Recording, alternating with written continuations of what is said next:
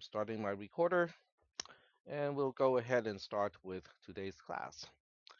So we are pretty much done with the topic of arrays, at least for now. And we are moving on to a pretty new, different module, which is about functions or subroutines. I mean, subroutine is just the older name to refer to the same thing. In C and C++, subroutines are called functions. So when you hear somebody mention the term function or the term subroutine, they are basically meaning exactly the same thing. Okay, so it's just a matter of what programming language are you learning and by convention which name they use.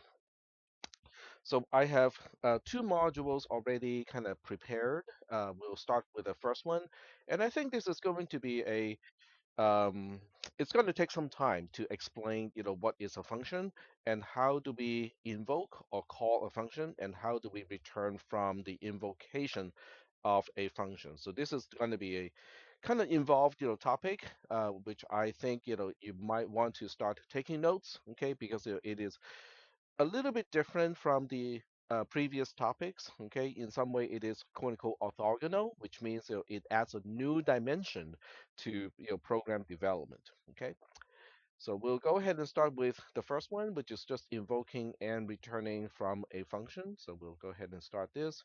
I believe I have some other tabs already opened on the same thing already. There we go.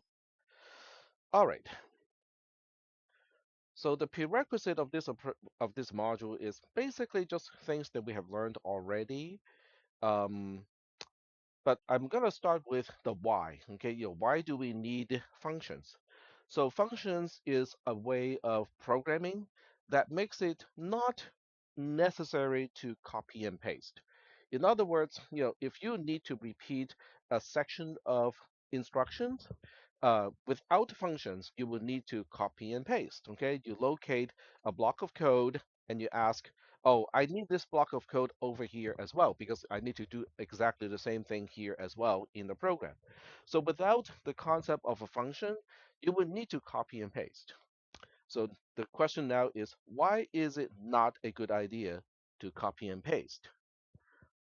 Okay, so I'm opening the question to you guys and you can help me answer the question. You can either read from the module itself or you can think about the whole approach of copy and paste and tell me why it may not be a great idea.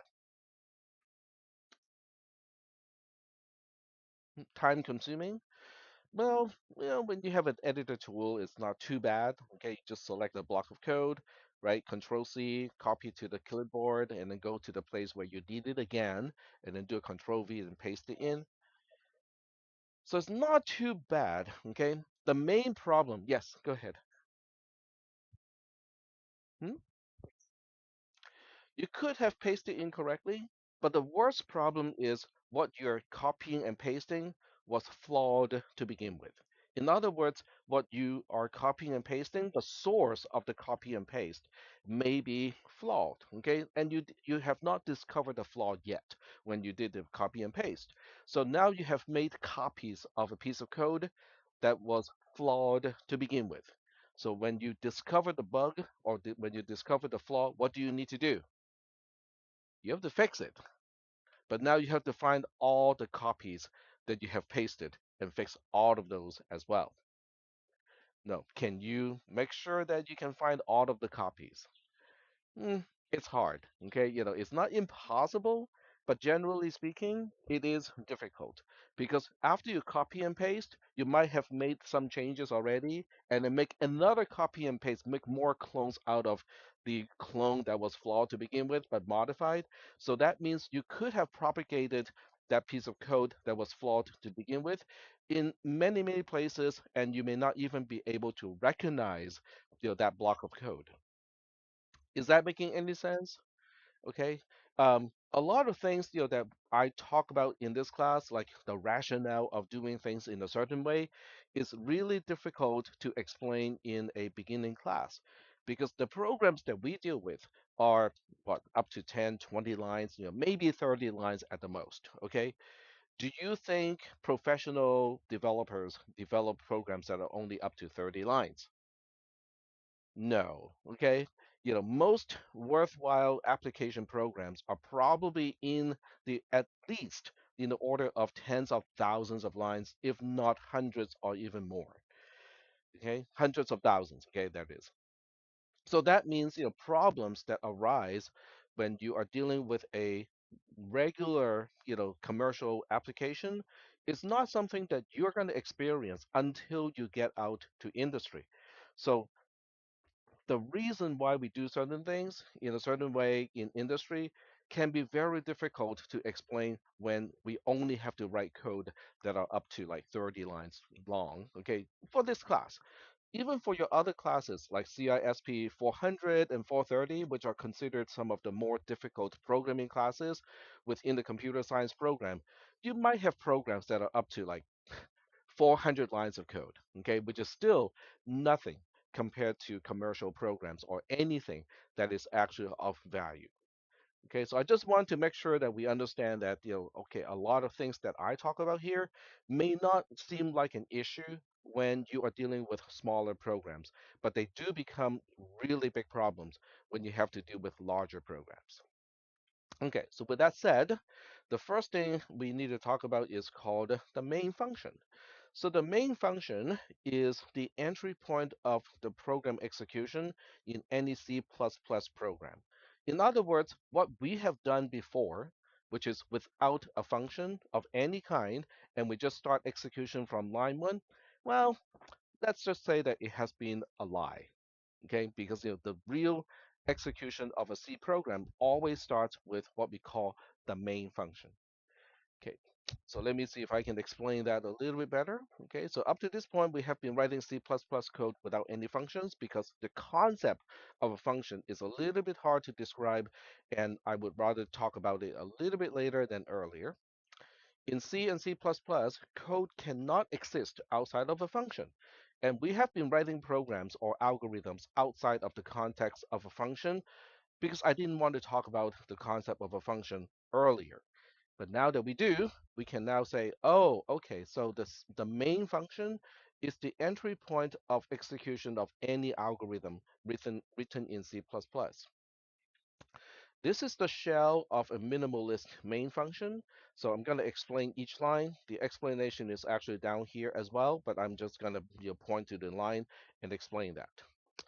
So first of all, line one. Okay, let's look at line one. This is the name of the function. Okay, it is called main. Okay, and it's kind of like Main Street. Okay, most smaller towns have a main street, which goes through the whole town, and then all the other smaller streets are kind of branches out of the main street. So main just is the proper name of the entry point of execution of a whole program. The open and close parentheses here are needed in order for the syntax, for the syntax to work.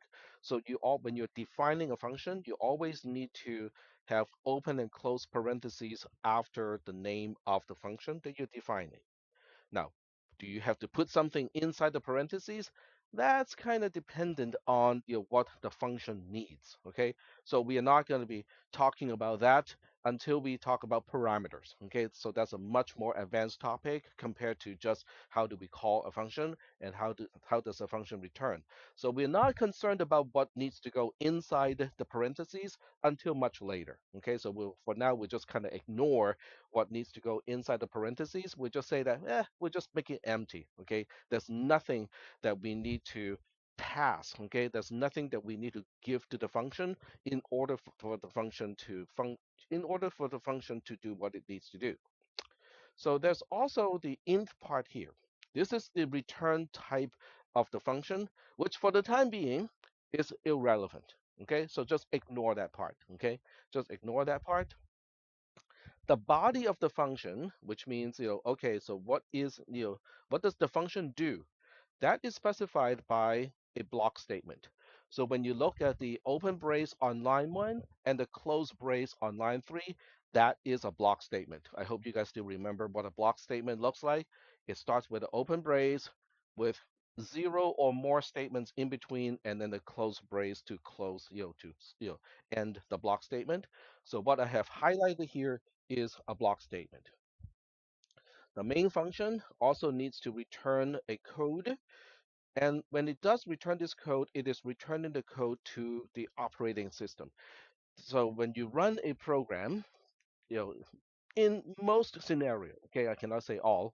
So in most scenario, when you run a program, quote unquote, run the program, the program will complete at some point, and then it will go back to the operating system. When it does go back to the operating system, the program that you just ran can report a status, a completion status of whether things worked out okay or there's a problem. So this return zero, okay, on line two, is a way to tell the operating system everything is cool, there's no problem. Okay, so we are not, this is just a template. Okay, for the most part, this is just a template that we use in order to start a main function. So I'm gonna pause right now and see if there are any questions. Yes, please.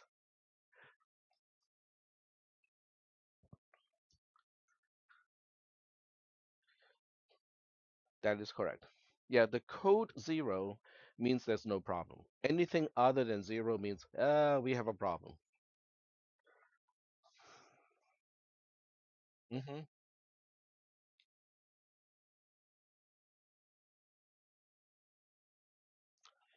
It's not the compiler issue. So the return zero. So when okay, let me illustrate something that you probably won't get to see until CISP 360. Okay, which is the process of writing a program, compiling it, and also running it. Okay, so we're just going to go through that process. So we'll go ahead and let me see. Need to find a command line prompt here. Okay, there we go. And I'll do exactly just that. Okay, so this is I'll call the program main.c. Okay, and I'm just going to write the main function like this, exactly like what in the example. Okay, all right. So this is a text file. In other words, you could create this file in Notepad. Okay, it's just a regular text file, super easy to create. So now we run the program. Okay, so I save the file first. And then you need a compiler. Okay, in this case, I use GCC, which stands for GNU C compiler, to compile the program. Now, most of the time, you don't need to do command line interface like this. Okay, there are tools to do this without the command line interface. And then I can now run the program. So when I run the program, it does not report back the status. So let me look up how to report back the return code of a program. So Linux, how do we return code of a program? All right, so how do we get that? Okay, so dollar question mark is the status. Okay, there we go. So go back here. So now I can say echo dollar question mark, and it is a zero.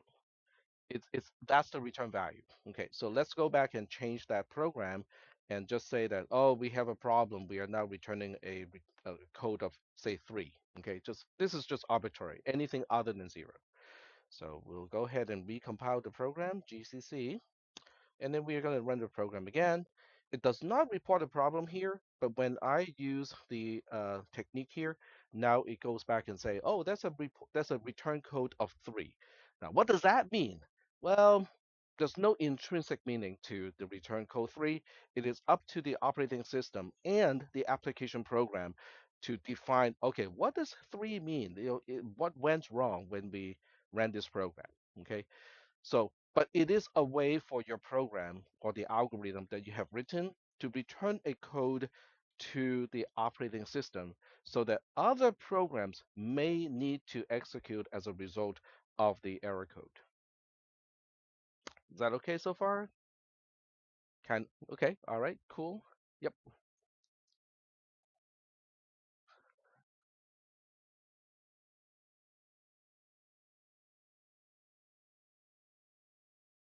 Can you repeat the question again?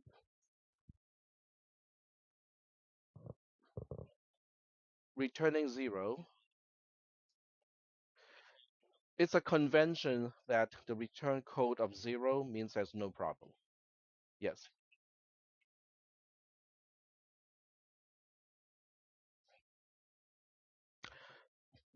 Yes. Well, not necessarily a problem, but it's communicating to the operating system about the operation of that program. I'll show you one example. There's a program called FC, in or diff. Okay, there's a program called diff which compares two files. So we'll go take a look at the return code of the program itself. Okay, it's really long. Okay,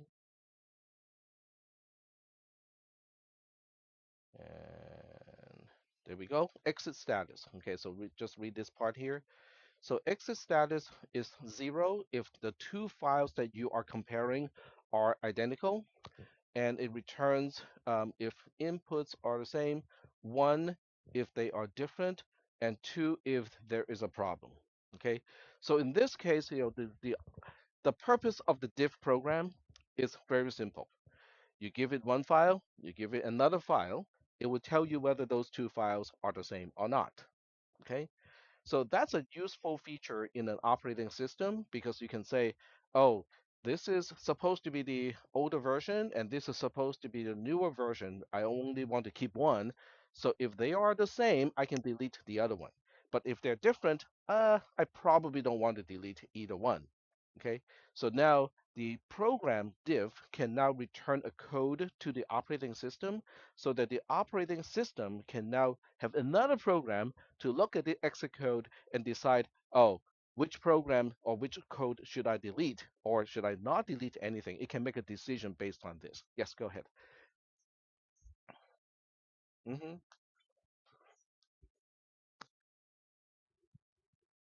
Yep. Right.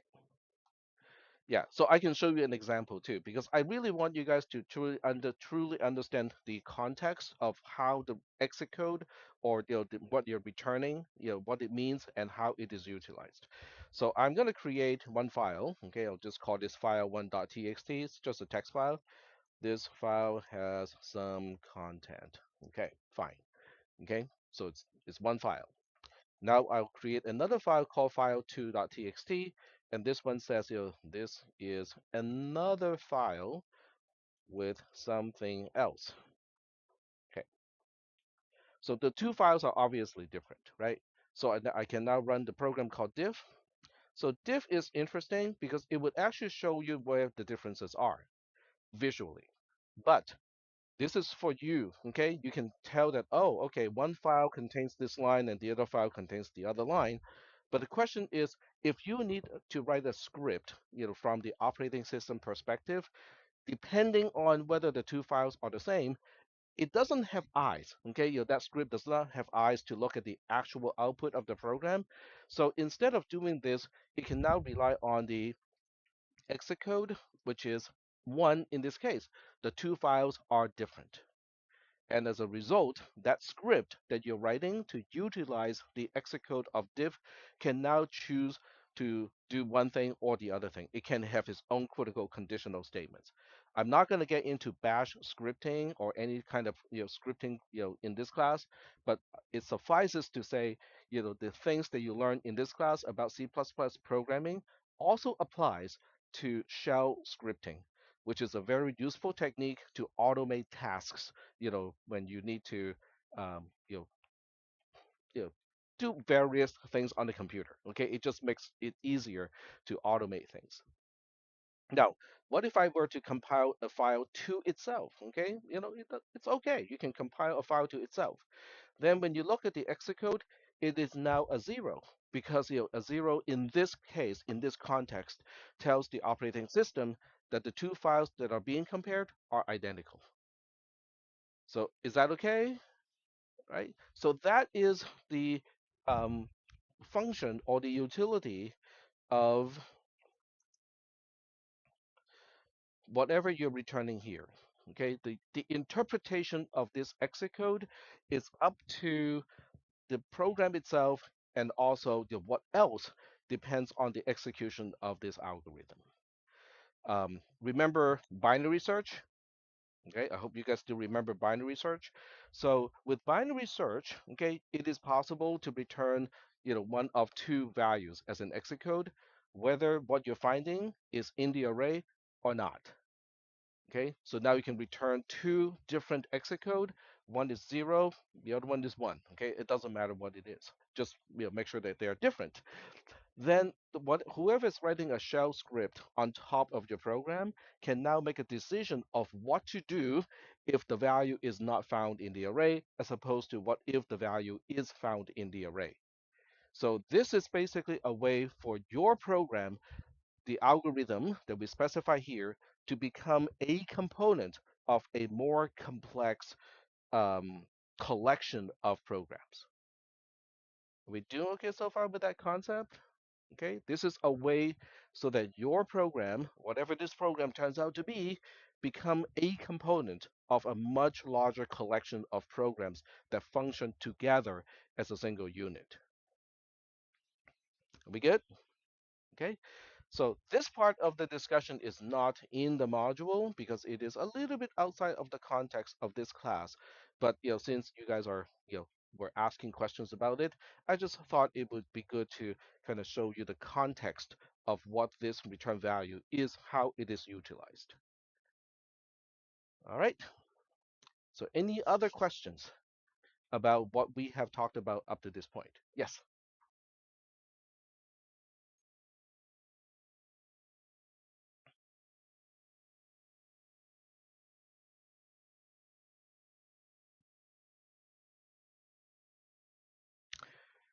that is a very good question, but it has a very involved answer.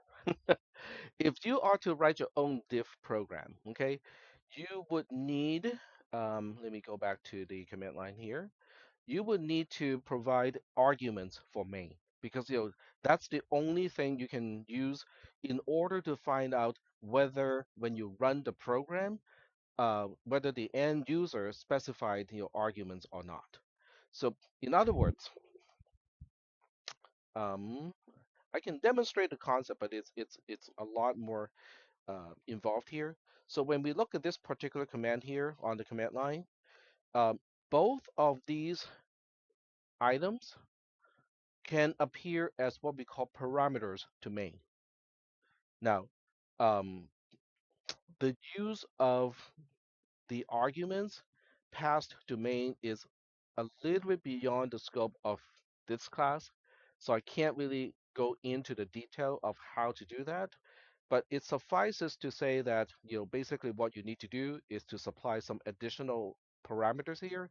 One is called the argument count, which is argc. Typically, it's called argc.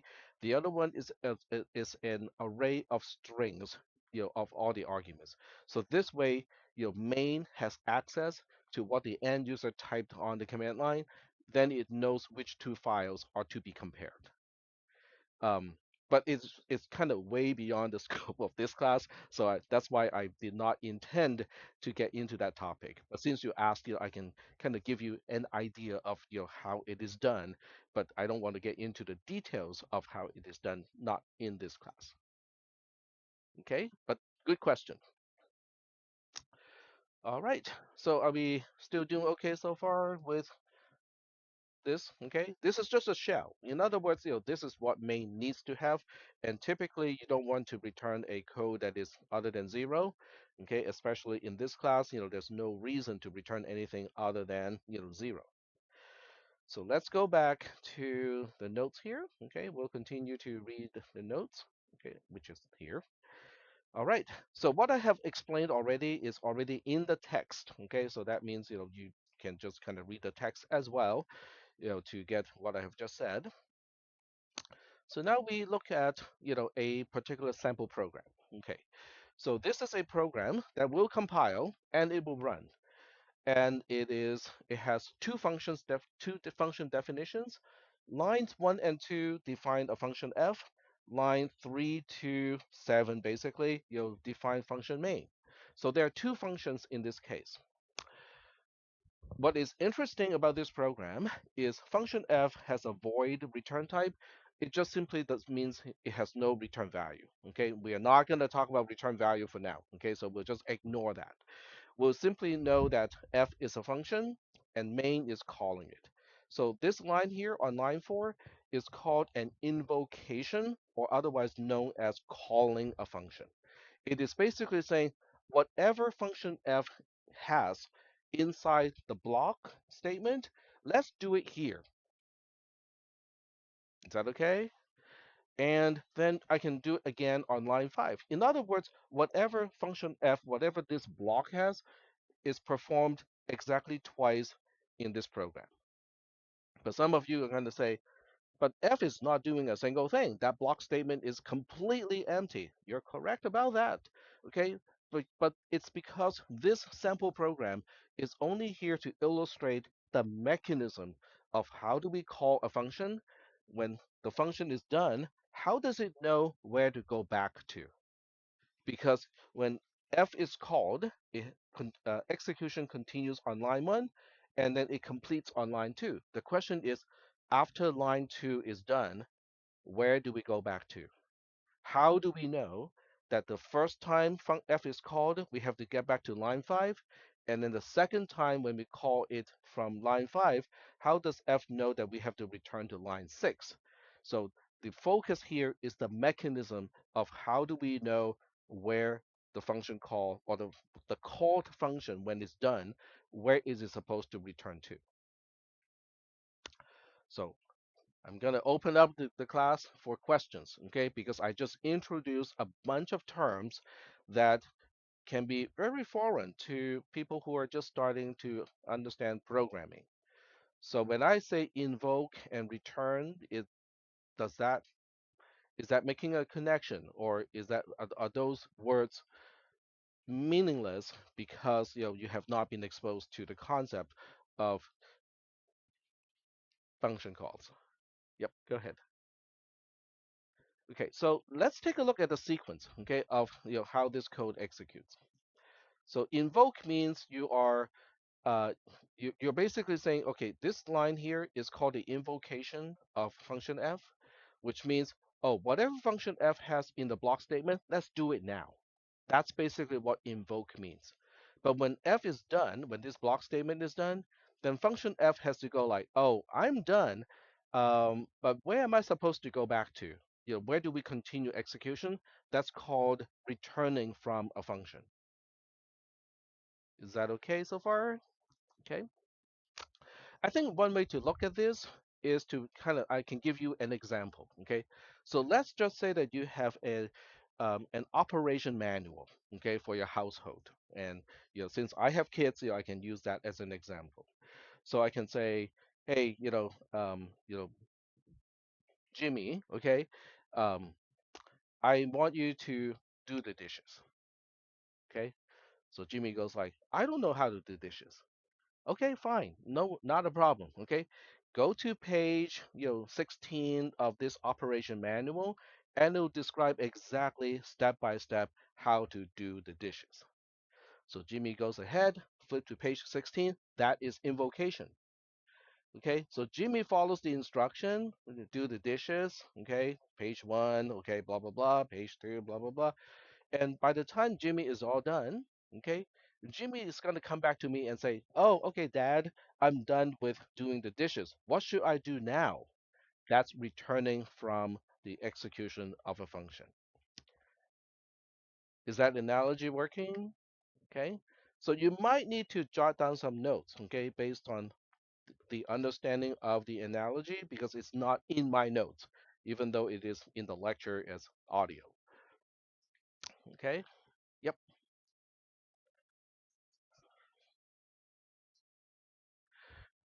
It is implicit.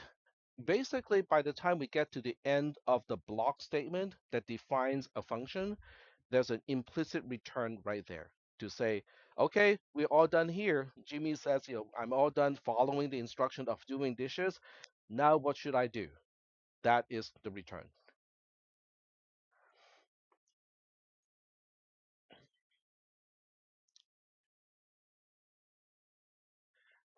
So from so when you're done with f, it depends on where the invocation is, because the continuation of the execution has to be whatever is after the invocation. So that means if I invoke f from line 4, when f is done, I need to continue with line 5. But if the invocation is on line 5, if that is the invocation that we are talking about, then when f is done, it has to return to line 6. So the big question here is, how does it know where to return to? Okay?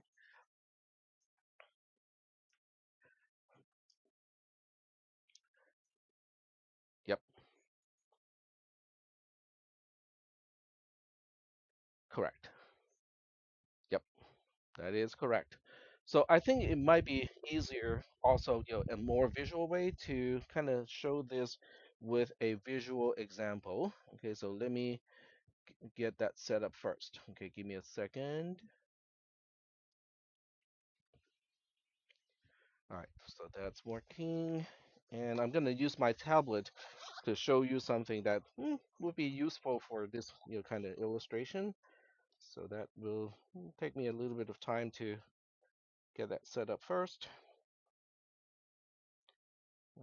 Settings, go to Wi-Fi. Okay, so we're hooked up to the right Wi-Fi, and now we need to get to the class notes. Mm, this is fine. Okay, that's good. Let me do the screen share from here and open it up from here. All right, this will be good.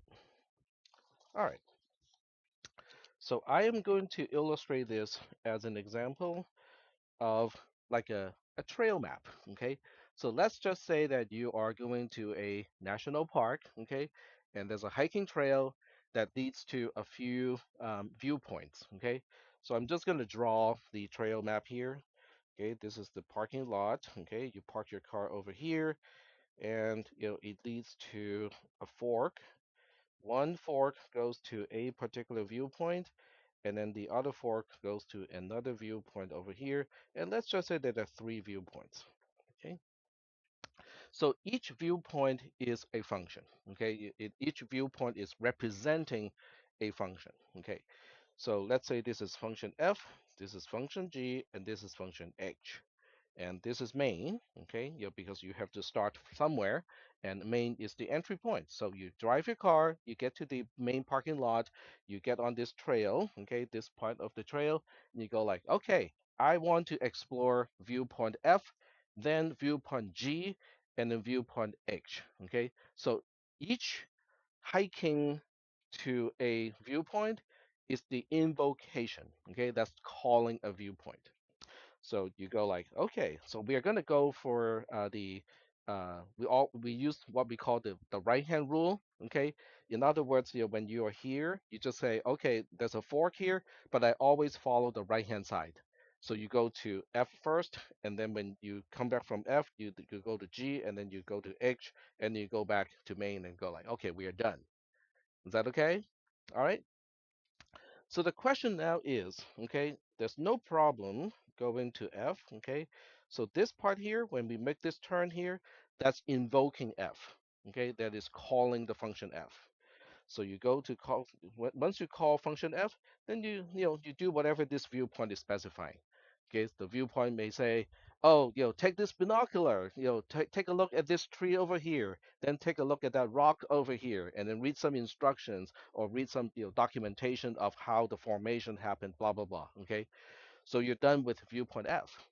So you go like, okay, I'm done with viewpoint f, and I'm going to go back to this point here. Now the question is, how do you know where to go from here? That is the question. Okay.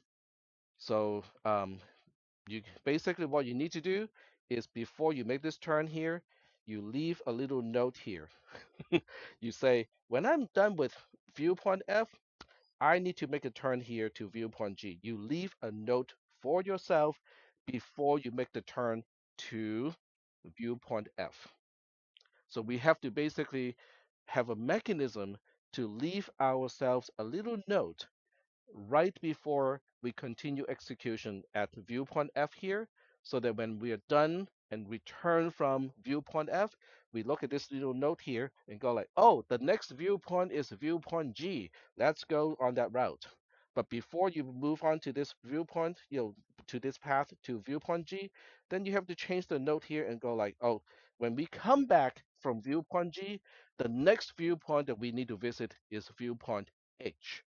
So you have to leave a note before you move on to a particular trail so that when you return from the trail, you know what is the next thing you need to do at that junction. Yes.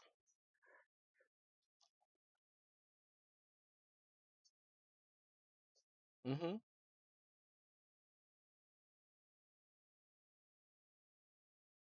Nope. It's only one at a time. It's only one at a time. Yep. hmm You can also go back to F again. Okay, it depends on the instruction of how to visit these particular viewpoints. So the instruction can say, go to viewpoint F in the morning. Okay, take a picture of the morning scene. Then you proceed to viewpoint H. Okay, because that would be the right time to go to viewpoint H to take a look at, say, the river.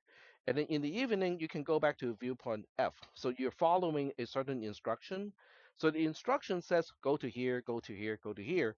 The problem is when we go to viewpoint F and we return from viewpoint F, the question is, what do we do next?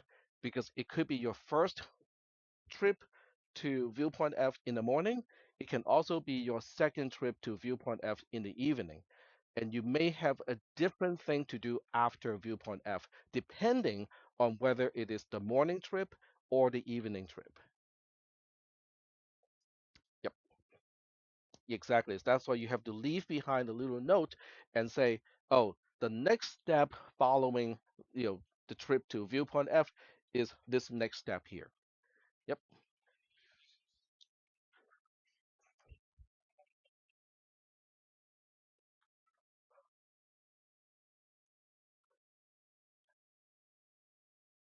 It is a little, so there's no particular name that I can use in this class.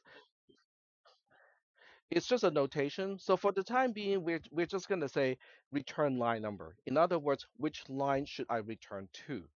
So we'll just call it the return line number as a little note to say, when we are done with this function, where am I supposed to go back to? Okay. So are we doing okay so far in terms of, what a function call looks like in kind of in the analogy? Okay. And what is the challenge of, oh, we just went to viewpoint F and I go back to the junction here. I know how to return from viewpoint F, back to this junction here. The question is, where am I supposed to go next? Okay, so I need to leave myself a note of where should I go next, and that is the most important mechanism of calling or invoking a function and how to return from an invocation of a function. Are we doing okay so far? Okay. Um, I can give you another example. Okay. So the other example I can give you is an instruction that you can give to your children. Okay, I have kids, so I can use that as an example. So I can say, let me see, I need something that needs to be done twice. Um,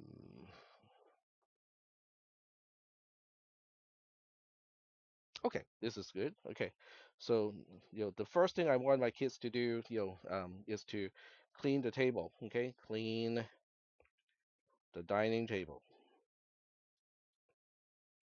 Now, cleaning the dining table is a function call because even though we kind of know how to clean, how to clean up the dining table, you know, I think for those of you who have children or have exposure to younger children, you go like you say go clean the dining table. They would just go like How do we do this? Okay, there are so many items on it. Then you have to give it much more detailed instructions of, oh, you have to put everything to where they are supposed to go. Dirty dishes go into the dishwasher, blah, blah, blah. And then you have to wipe the surface of the table clean, blah, blah, blah, blah. Okay, so this is a function call. Okay, cleaning the dining table is a function call. The second step to get ready for dinner is to, let's see, you know, gather around and eat, okay? And then you have to go clean the table again. Clean the dining table. And then after that, um, what do people typically do after a dinner? Oh, do homework. All right. Okay. So does that look, reasonable as instructions for, you know, children, right around dinner time? Okay. Let's just say it is. Okay. So let's just say it is. So when in the first step, remember the child has these instructions. Okay, they have the instructions written on a piece of note already.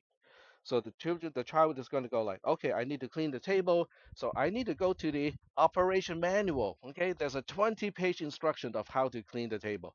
So the child is going to follow the 20 pages of instruction to clean the table. So what do you think the child needs to do after cleaning the table the first time in step one? The child goes like, what am I supposed to do next? Oh, then it has to remember this is the first time to clean the table. So the child is not going to go do homework right away, because when the child is done cleaning the table after following the instructions, it has to come back to step two. So there's a little note or post-it or little bookmark on the instruction manual to say that, oh, I have to remember this is the next step after cleaning the table the first time, right? So now the child is going to follow the operation manual to eat dinner, because let's just say this household has all kinds of rules of what to do when they're eating, like using the correct fork, the correct knife, and so on and so forth.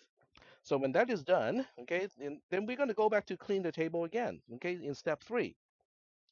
But before the child goes back to follow the 20 page of instructions to clean the table, the child is going to go like, oh, I have to leave a little bookmark here so that when I'm done cleaning the table the second time, I'm supposed to go back and do my homework. Is that okay? So each time the child follows one of these descriptions and go to the operation manual and follow the instruction to do something, that's invoking or calling a function. When that task is done, the child goes back to this list of things to do. That's returning. So there's calling and returning. The big question is when we return to this main instruction here, on the projector, what is the next step that I'm supposed to follow? That is the question. So the key is we have to leave a little note.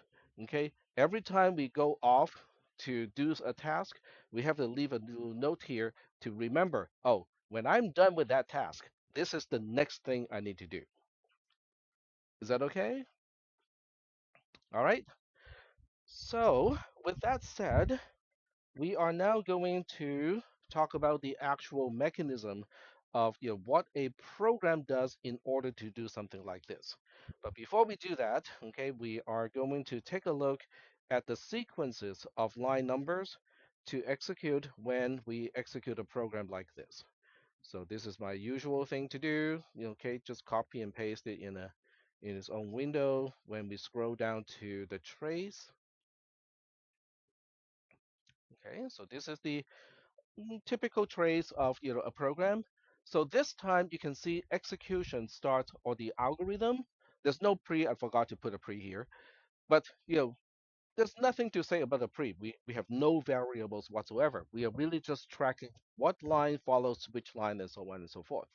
So execution starts on line 3 because the entry point to run the entire algorithm slash program is in main. Okay, so everything starts with main as a function. And that's why the first line we quote unquote execute is on line 3. Do we have any questions about that? This is why the main function is called the entry point of the execution of a C or C++ program. So are we good with that? Okay. So the next line is going to be line 4, okay? Because line 4 is just sequential to line 3. So now we have a function call to function f. So what does that entail? Well, we're going to talk about the actual mechanism later, okay? But after you invoke function f from line 4, then execution continues on line 1 because that's the whole point of invoking a function is to continue execution at the invoked or called function, starting from the very beginning of the function that is being called. So do we have any questions about why line 1 is following line 4 in the trace here? Are we good here? Okay, so the transition from line 4 to line 1 is the whole point of calling a function.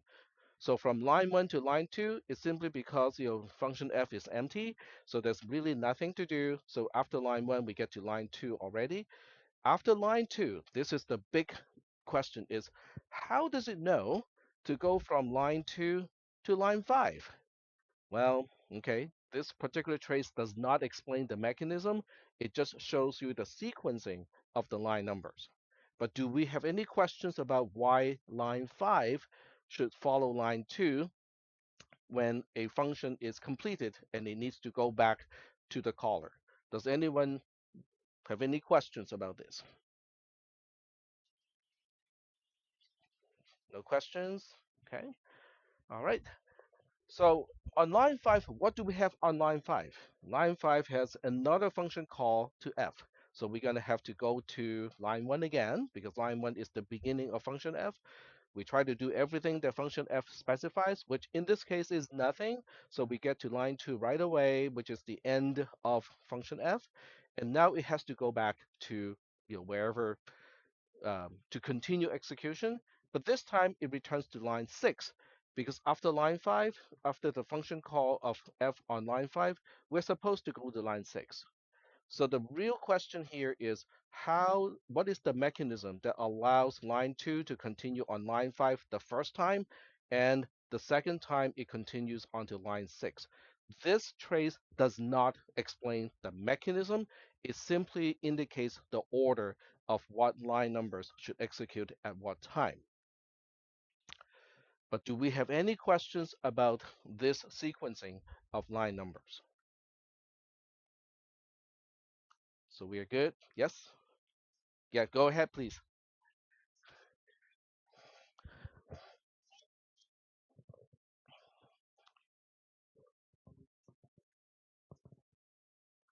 Okay, so there are two related but different questions. One is why, and the second one is how. This trace does not explain the how. It is not intending to explain the how. There's another trace that explains the how. But do we have any questions about the why? So do we have a question about the why? Okay. Well, that's because each function call, like line 4, is basically saying, let's go follow all the instructions in function f and do everything over there. Okay. So going from line 4 to line 1 and then to line 2 makes sense. The question is, when you are done with all the instructions in function f, where are you going to continue execution? Well, function f is not the only thing you need to do. There are other things in main following that invocation that you need to do too. So that's why the first time after the first time you invoke function f, when function f is done, we have to continue on to whatever is immediately following the first invocation of function f, which is line 5. So that's why when we are done the first time with function f, we have to go to line 5. So does that explain the why between line 2 and line 5 for the first time? But the second time, when we call f the second time, f is done, and then we have to go back to whatever is immediately following the second invocation of f. So that means we have to continue on to line 6. So that explains why line 6 follows line 2 the second time and why line 5 follows line 2 the first time. Does that help explain? Okay. Any other questions?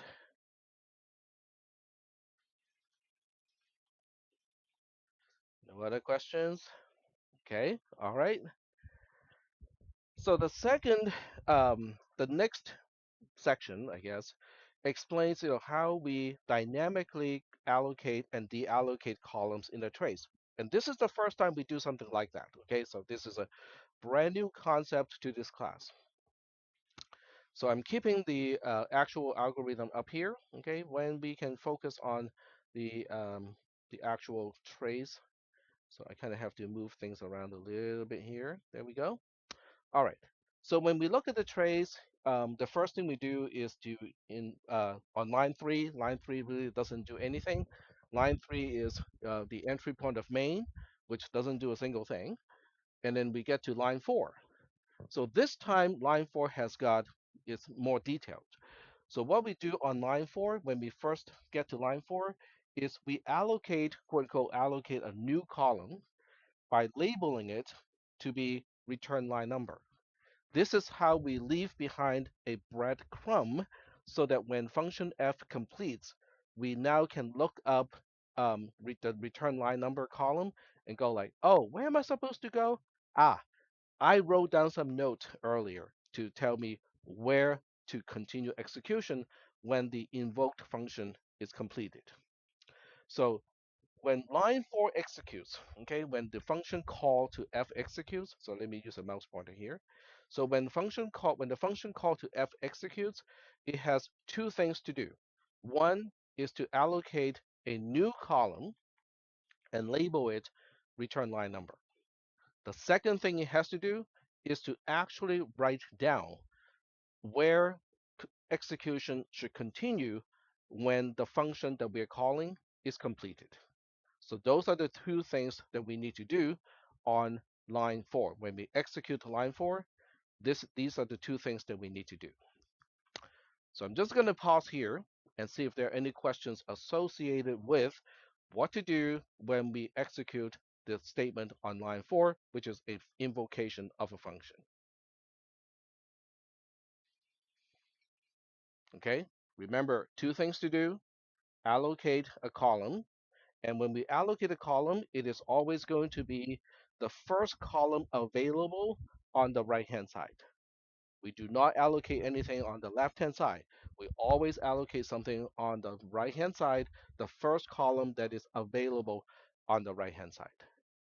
Is that okay? And then we write down the line number. When we are done with the invocation, where am I supposed to continue execution? We write that down on that column. Yes.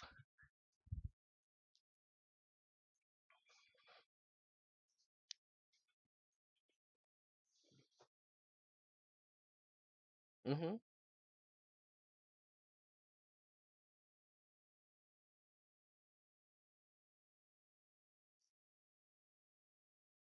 Then you would allocate additional columns. Yep. Hmm. They would be allocating new columns to the right-hand side, so we will have multiple columns allocated dynamically. Mm,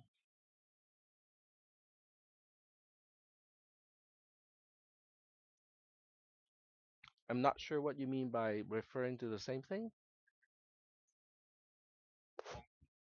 Uh-huh. Let me see if. Hmm.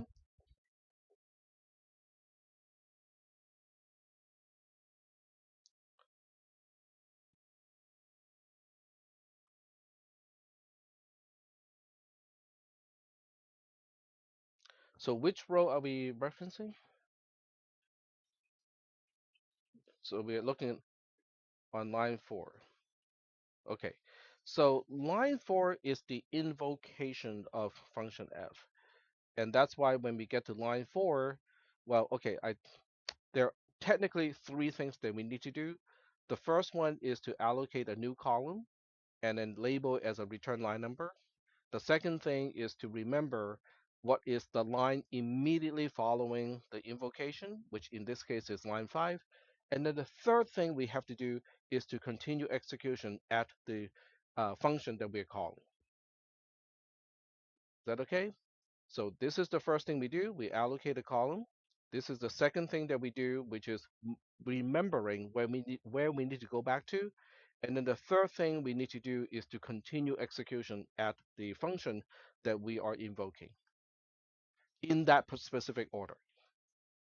So is that, am I addressing the question? What? Uh-huh. Uh-huh. Yep.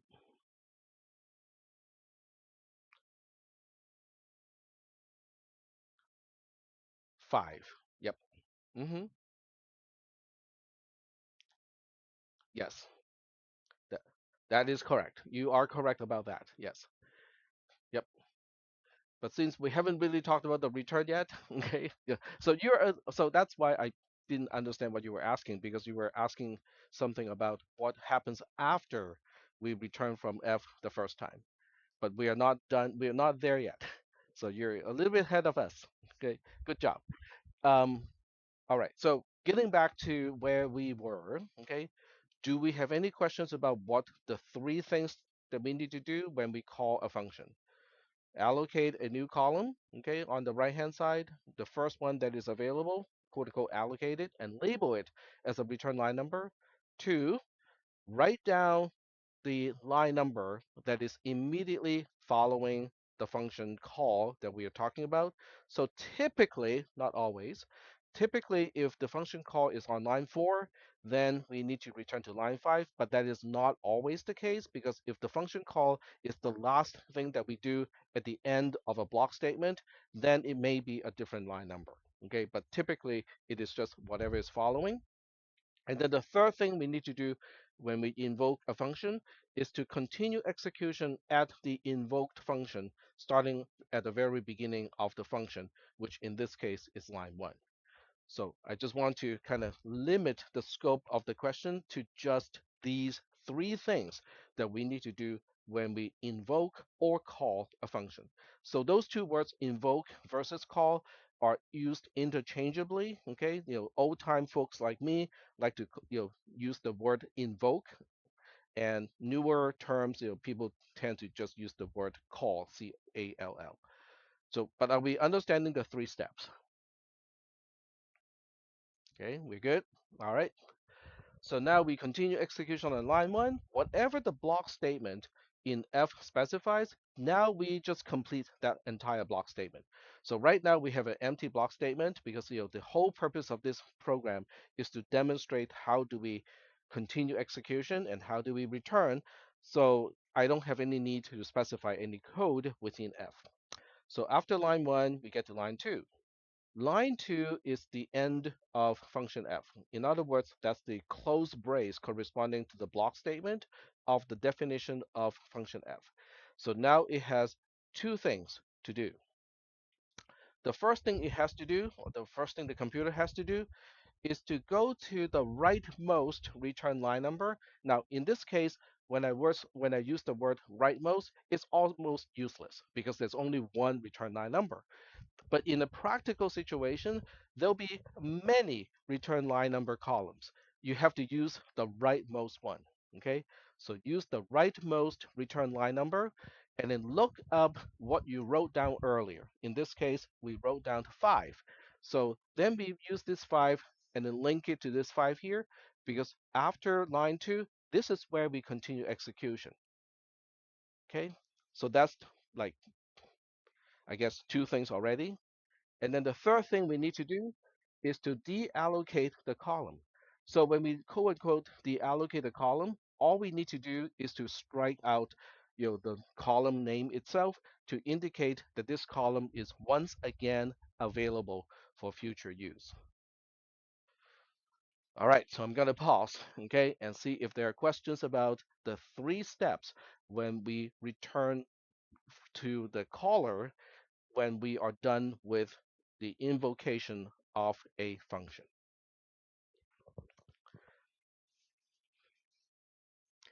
Okay, so once again, what are the three things that we need to do? One, locate the rightmost return line number. Okay, that is in use, that is not deallocated. Okay, so in this case, the rightmost return line number that is still in use is obviously this column here. Number two, okay, second step of the process, look up and find out what we wrote down earlier. It says 5, okay? So you copy this 5 to the line number where we need to go next, okay? So you copy it here to here. That's the second step. Third step is to deallocate the return line number because we don't need it anymore. Okay, we just made use of the return line number that we wrote down earlier in order to know where to continue execution. So it's not needed anymore and we deallocate it. The deallocation is indicated by just striking out exactly the same name as that column, except this one is struck out. So those are the three steps when you return from a function call back to the caller. So I'm just going to pause and see if there are any questions that I can help answer at this point. Now, these are not easy concepts to understand. Okay, there's no way this is actually easy for people who have not written programs before. Okay, which also means you might really need to utilize the full 2 hours per hour of lecture in order to kind of put some time into this and try to understand, revisit the material, revisit the lecture itself, and try to understand what this is talking about. Yes, it is struck out to indicate that after this point, return this column is once again available. Because if I did not strike this out, then the column is still quote unquote allocated, so I cannot reuse the column. The whole point is, we want to allocate a column, use it, but only for as long as we need to use it. The moment we don't need that column anymore, we quote unquote deallocate the column so that later on we can reuse a column for something else. Is that okay? That's a good question. Okay, but I hope the answer explains why we kind of do a strikeout to indicate the column is once again available. How do we know? That's part of the process of returning. So that's the third step of returning is to deallocate the column. Okay. So these instructions are not they're not just abstract and it's just based on what I said because they are also described here how to invoke a function and how to return when a function return completes. So they're actually written here as well. But I'm focusing on just the trace here. So let me see if there are any questions, any further questions, by the time we get to here. In other words, this is where we are at, okay? We just know that we have to continue execution on line 5, whatever line 5 has, okay? We don't even care what is on line 5 right now. The only question I have is, do we understand why we have to continue execution on line 5 when the first invocation of function f completes? So are we good with that? Okay, all right. So if you do have some questions in your mind, but you don't quite know how to phrase the question, you might need to write down something in your notes and say, okay, I got some questions about this part of the trace, and I need to spend some time to think about it. And if you spend some time to think about it and you still cannot get it resolved, then it would be a good idea to use my office hour and come to my office so that I can see if I can address that question. But that's one use of writing notes, okay? Because everything that we talk about here is recorded. everything that you see on the projector is either recorded, in the video, or it is a document that you have access to. So there's no need to really just copy and paste everything into your own notes. But your thoughts, okay, the questions that you have in your mind, even if you cannot phrase the question, you can always just put a question mark next to a row or next to a particular cell, and then just go like, not quite getting this, okay? So that later on, after the class, you can revisit the notes and also the lecture itself, and perhaps have a discussion with either a tutor or a classmate to try to get it resolved. Okay, but that is a very important part of studying and taking classes at a college level, is to take notes of your own thoughts. Okay, so I don't see any questions. Okay, so I'm just going to continue if you guys have no questions. So now we're getting back to line 5. What does line 5 want to do? Oh, line 5 just want to invoke f again. So we have to repeat the whole process of invoking a function. So what are the three things that we need to do when we invoke a function? Okay, let's start with that. Okay, we have to allocate the first available column on the right hand side. Okay, so when we are at this point, okay, so we are now at this point here, we can reuse the column that we used earlier, but because by this time, this column is once again available. So when I said, allocate the first available column on the right hand side, we are reusing the same column. So we are basically reusing the same column for the same purpose, which is, to store the return line number. But we have to relabel that column as return line number because there's no guarantee that when you reuse a column, it is for the same purpose.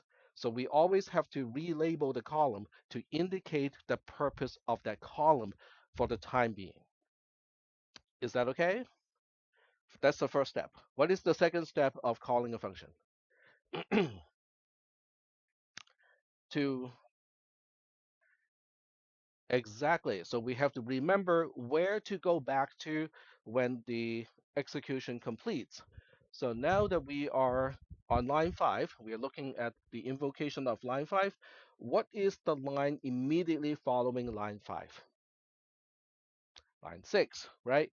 So that's why we remember line 6 is the return line number because line 6 is the line that is immediately following line 5. When the function call completes, this is where we need to look in order to remember where do we need to go to continue execution. That's the second step. What was the third step of calling or invoking a function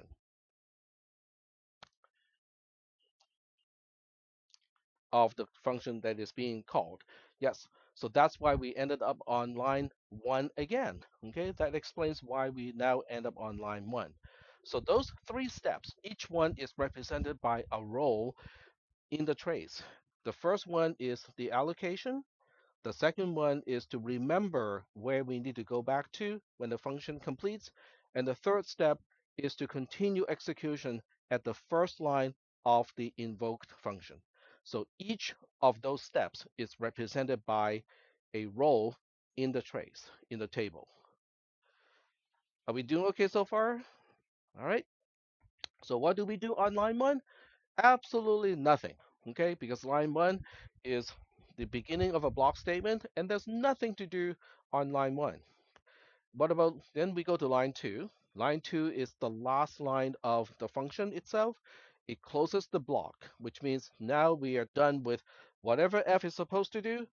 We need to return to the caller, okay? So what are the three things that we need to do when we return to a caller because we're at the end of a function? What are those three things? What is the first thing? We focus on one thing at a time.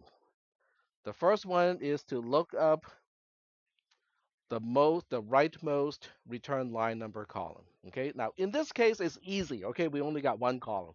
So we look up the rightmost return line number column. So at this point of time, by the time we get to line 2 initially, this is the return line number column. That's the first step. Look up, find out where it is. Number 2, find out where it tells us to continue execution. Okay, this is going to line 6, so now we go to line 6. What is the third thing that we need to do when we return from a function to the caller?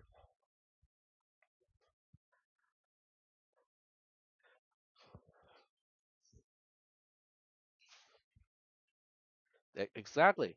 Because once you utilize the return line number so that you know where to go back to, I don't need that column anymore. The only reason why we need to keep track of that column is so that I know where to return to. So once I use that column and go like, oh, okay, I just need to continue execution in this case on line 6, I don't have any use of that column anymore. And as a result, I deallocate that column. And by the way, this is a typo. It's supposed to be a pound sign. But the whole idea is now I can deallocate the column. So if I had anything else to do that requires some allocation of column, I can now reuse this column. So those are the three exact same steps that we did earlier in the first invocation of F. Line 6 has really nothing to do. So because when you look up line 6, it is a return 0 in main. So it doesn't really do anything except to conclude the algorithm is all done. So now we say we are all done, and you just write down post, and we are basically done with this trace of this algorithm. Do we have any questions about this trace? Okay, now this is a demonstration, and the actual steps that we need to perform is also described. Okay, it is described here, but it is also described in these two smaller sections. What do we do when we invoke a function, and what do we do when a function completes? Okay, we're at the end of a function. What do we do in order to continue execution back to whatever it was calling the function to begin with? So these two are basically the descriptions of what we need to do when we call a function, and what do we do when we return from a function. They are just descriptions of exactly what I said earlier, except this is a more general description as opposed to, oh, this is function f or return to line 6. No, this is a lot more general. It just describes what we need to do. So are we okay with these concepts? So if you guys want some practice, and I think it's a good idea because next Monday is a holiday. So that means in order for you guys to keep track, to keep all of the content in your head, it would be a good idea to kind of do some practice. So I will give you kind of like a practice question here, and I'll put it into the announcement. So this way it's easier for you guys to get back to it. So it's not something you have to turn in. You already have something to turn in on April 2nd, right? So this is not something you have to turn in, but nonetheless, it is something that is useful for you to practice what we have learned today.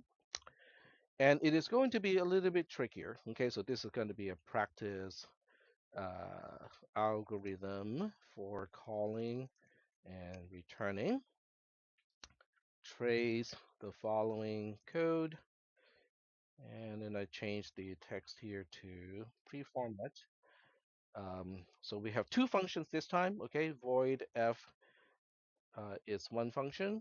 Okay, and then we have void g as a second function, except g calls f. And then you have main. Main calls only one of them. Okay, well, okay, I can make this a little bit more fun by calling g first and then call f and then a return 0. Okay. Now I have to give them line numbers because these tools do not automatically label the line numbers, so I have to kind of go through this manually, which is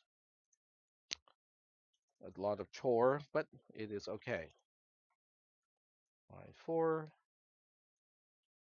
line 5, line 6. I'm going to write some code to do this automatically. That doesn't make sense that I have to do it manually every single time. Line 9, oops, and this is line 10. There we go. All right, so let me publish this. So this is a little thing for you guys to do in the next week because we are not meeting on Monday, so we're going to meet in a week. So trace this code using the standard and processes that we talked about today. There's nothing to turn in, which means you can do this on a piece of napkin. Okay, you can just hand write your answer, but do it anyway. Okay, do this anyway. So then next Wednesday when we come back, I'll give you the answer. Now, some of you may realize that go like, hey, we are calling G from main and G is calling F. We never talked about how to call a function when we are in another function. You're correct. I intentionally do this because the mechanism of calling and returning doesn't change. It doesn't change when you're calling from main to F. It doesn't change when you're calling F from G either. So the mechanism stays exactly the same, which is allocate the next available column on the right-hand side, label it as return line number, write down what line we are supposed to return to after the function is completed, exactly the same steps, okay? Except the trace is going to look different this time because we're going to use one more column as a result of this, okay? So I intentionally make this a little bit different from the example that we talked about in class, just so that you can look at, so that you have to focus on the mechanism itself and not just following exactly the same steps as the trace that we went through in today's class. Okay, so that was kind of the intention of using something that is different compared to the sample code that we went through today. All right, so we are, yes, go ahead. Yep, I'm not taking roll today, just because, I just wanted to focus on the topic today and instead of, breaking it up. Okay. So once again, this is a difficult concept. Okay. By no means is this an easy concept, but it is also a very important concept. If you get this concept correctly in this class in CISP 300, you will find 360, 400, 430, and 310 to be easier compared to other students taking 300 without going through this topic the way that we go through it today. So we are basically front loading again, okay, front loading the difficult concepts, get them introduced as early as possible so that you will have an easier time later on in your other classes. Okay, so we are running out of time. You guys have a nice long weekend, and I will see you guys again next Wednesday.